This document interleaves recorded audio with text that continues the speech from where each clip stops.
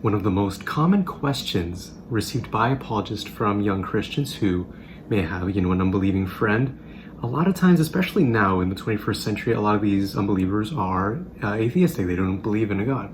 And so the question is, well, how do I convince them that God exists? How do I specifically convince them that the Christian God exists? And, there is no shortage. I mean, you can go right now up here to the search bar, and if you type in, atheist versus Christian or Christian versus atheist, the order really doesn't matter. Debate. I guarantee you can scroll through and you're going to see a list, loads and loads, online debates, in-person debates. So many, there's this dichotomy we have, atheist versus Christian. I think a misunderstanding that many young people have, especially within the church, is the idea that this is the dichotomy. You're either, assuming you're not any other religion, it is very much atheists, and then you have Christians on one side. This is a common misunderstanding because the whole idea of belief, at least for human beings, is really a spectrum. And this is a spectrum that many people don't understand. From both sides, you have the Christian who says that, the default position for human beings is to believe in God. And, and they'll have, maybe there's scriptural reasons or something that they heard in church to support that. On the atheistic side, they'll say, no. The default position is atheism. I mean, every baby basically is born not believing in God. And so you have these two sides bickering over this. But I want to show you guys that really it is a spectrum. And even the people that you may consider atheist, or even the people that you may be considering a Christian, they fall somewhere along this spectrum line. So let's start. On one end, you have the theist, coming from the Greek theos, which means God, so the believer in God. Christians fall under this category.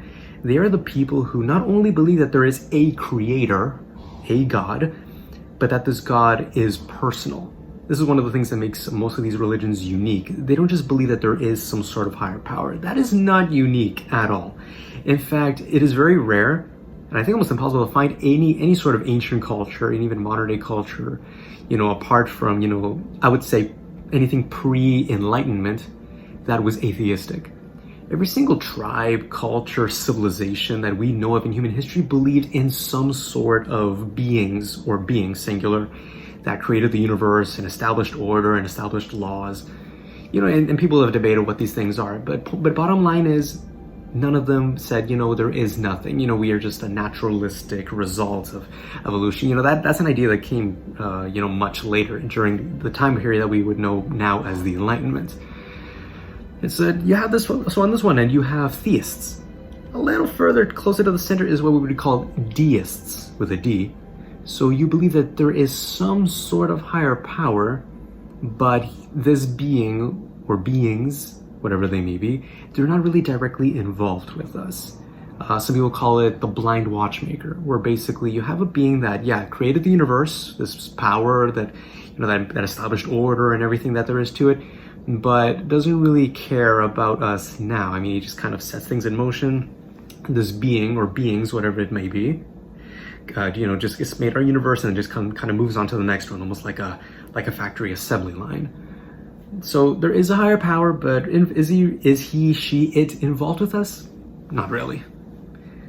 In the middle is what we call an agnostic deist. We're getting kind of closer to the atheistic side now, but right in the middle is what we would call agnostics, coming from gnosis in Greek, which means knowledge. So to be agnostic means I don't know. So far we have the theist. If you ask the theist, does God exist? They'll say, well, of course, yes, he does. The atheist obviously says, oh, no, there is no God. The agnostic says, I just don't know. But I'm open to evidence for either side. So you have on this kind of, I would say, center this side, the agnostic deist. The saying, I don't know if there is a creator, but I'm inclined to believe that there is some sort of higher power out there. Right in the middle would be the agnostic, saying, I don't know. I'm open to evidence on both sides, but I cannot say if there for sure is a God, a higher power, or that there is none. I'm intellectually honest enough to admit my ignorance. Shifting a little bit more to this side, now we have the agnostic atheist. I don't believe in a God, but I'm not going to be bold enough to say that there is no God. Very well could be that there is some sort of higher power out there, and soon we may discover it. It could be even in our lifetime. Then finally we reach what we would call the atheist.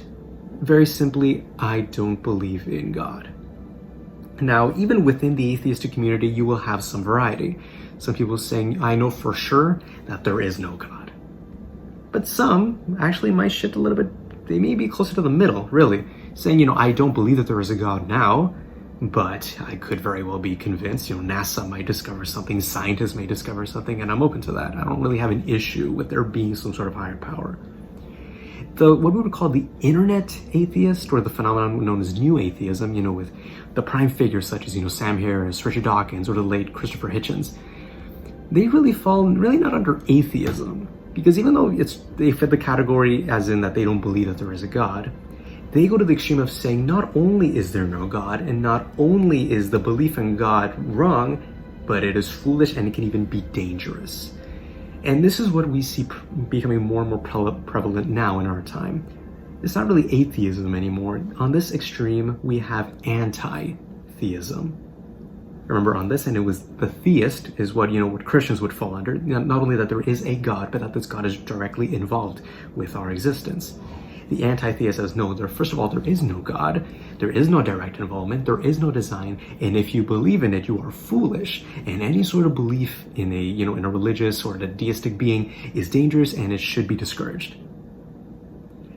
So this really is a very wide spectrum, and many people that you may consider Christian, they actually might be closer to the middle. They believe that there is a God, but they do not believe in the God of the Bible. In another video, I will discuss more about what exactly Christians believe about God, Yahweh, as we call him.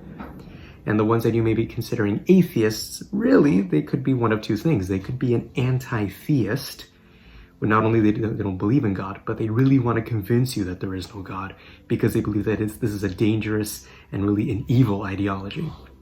But the average atheist, maybe your friend at school or your coworker, they really, if they're going to be honest with themselves, a lot of them are really agnostic. They may not believe in a God now, but they are open to evidence. And these are the kind of people that we really want to dialogue with. And so people asking the question that I said at the very beginning, how do I convince my atheist friend, to come to this side, to come to the theistic side, the Christian side? Really, honestly, what I would do, depending on that position of this friend, you want to speak to them and you want them to speak. You don't want to assume what they believe. They can tell you, I believe religion is dangerous, or I just don't believe in God, or they will tell you, I'm just not sure. The most intellectually honest position, the neutral position that I would even say that babies are born into, is agnosticism. They don't believe in God because, they reject the idea of God. It's because their brains simply don't have the capacity to understand the concept of God. They also don't believe in, 2 + 2 = 4. Does it suddenly disprove mathematics? Of course not. As the brain develops, then you have the capacity to understand different concepts of life. So you cannot measure the default human position on a baby. That's just being intellectually dishonest.